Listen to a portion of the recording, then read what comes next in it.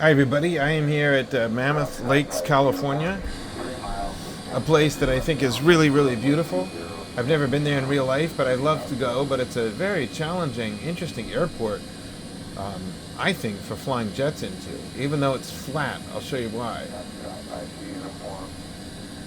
It runs right along the highway in California, right on the interstate, and it's relatively flat in both directions. But it poses a challenge, I'm finding out, where I'm coming in at like almost max power and drag in the Citation 10, which to me is the best built business jet now in the Flightsim world. So let's go see why. I'll go around the pattern here. This is using live weather. We don't even have a lot of people on board. Turn down the volume of the radio. We don't even have a lot of people on board here. If you look at the app that's built into the airplane, we have no passengers and just a pilot, and only 6,000 pounds of fuel. It's empty and back, and it's still a struggle. So I'll show you why. Let's go around the pattern here and take off. It's cool morning still. It's not even that warm yet. Using live weather, 16C. I'm really shocked that how bad it performs. But it's realistic. All right, let's go. We'll take off and go around the pattern here. I have my V-speeds are loaded already in. Takeoff thrust is 86.8. A power set engine is submissive green. Speed is alive.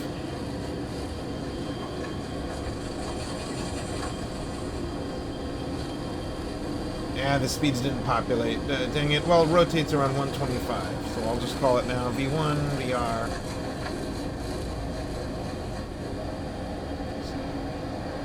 Positive rate, gear up.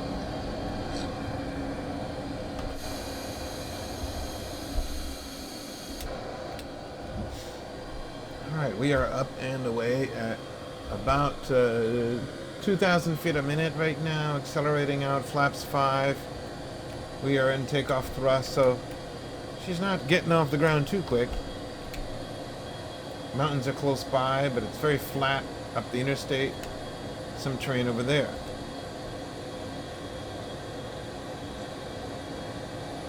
Start a turn for the downwind leg. Look at that stall tape go way up right away. It's like, wow. Now, a slatted aircraft has a lot of drag. I'll go to flap 0. I'll leave the slats down. And I'll go to climb thrust here. There, first notch climb thrust is set. Still climbing at only 1,400 feet a minute to target 200 knots. I'll switch over to manual speed and bring it down to 200 for the traffic pattern. Right about there. I used to fly Falcon 2000 Classic with slats and no winglets, so maybe it's similar. But that thing was a slug in the climb. This thing has much bigger engines, more powerful engines, but it's not overly aggressive on the climb right here in the pattern. Now we're turning downwind. I'll throttle back to hold my 200 knot limit. There's the airport over there. We've taken a nice right downwind.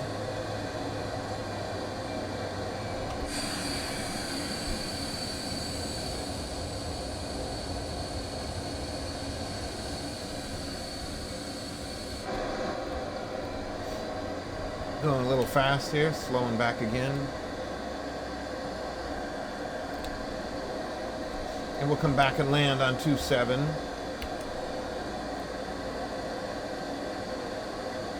Now my ref speed on this is at 145 at our weight, so 145, pretty darn fast. And considering we're landing at almost 7,100 foot elevation, our true airspeed is going to be really up there, like 150, 160 knots. So we're going to be screaming inbound. I will go flaps 5 on the left downwind.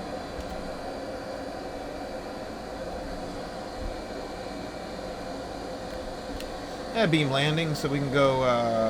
I'm going to hold off on the gears. A lot of drag, high altitude, hot and high weather, you could call it. Save your drag for later, just in case. I mean, we're going to come down like a rock anyway, so I'm going to keep the plane cleaner longer at high altitude.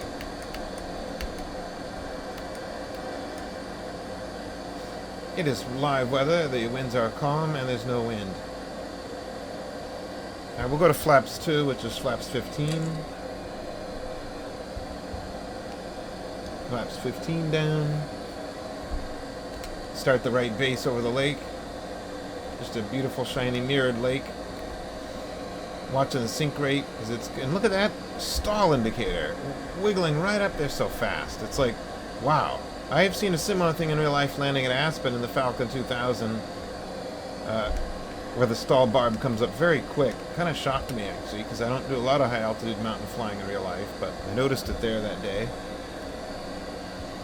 There's the airport over there. Again, no terrain, very easy approach, but you'll see why it's so challenging. It's like, as soon as I start a turn, even in the jet, stall comes up way fast. Alright, let's go gear down. And final flap.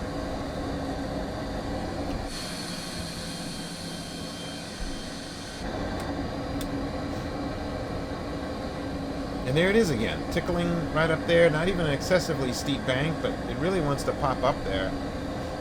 Pull the yoke back just a tiny bit. Look at that stall indicator come up. Wow. I mean, this is a very realistic flight model, so a lot of it could be that we're not used to such realism.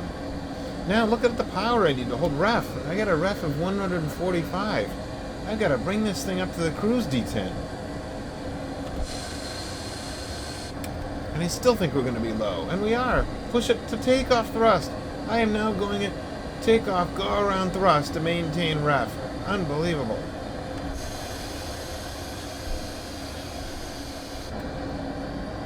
That'll work, but look how slow it's going. I'm only barely above ref. This is wild. Alright, back to a normal... Pull back the power bit to get on ref. But it's like, holy mackerel, I'm still low on the glide. And 146 knots. That is insane. That's a lot of thrust to come into a high altitude airport, but I'll tell you right now, it's required. Unlike Aspen, though, there's no obstacles, so it's safer, but still, more power. Coming in again. Slipping under ref. This is going to be a max effort stop. 150 knots over the fence here. Just a wee bit too fast. I'll tell you when I come to idle. Right about there, 50 feet idle power. Don't float. Plunk. Speed brakes. Reverse. Deployed. Unlock. Green reversers. Full reverse.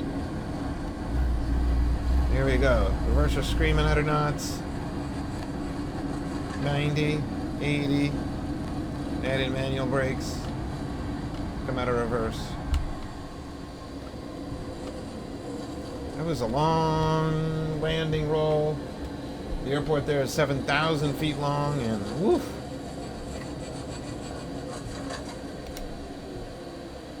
Used all of it, so that's a good educational lesson for you on high altitude, hot weather, not even max weight. We don't even have a passenger on board. Look how bad it was. So, good educational lesson for all.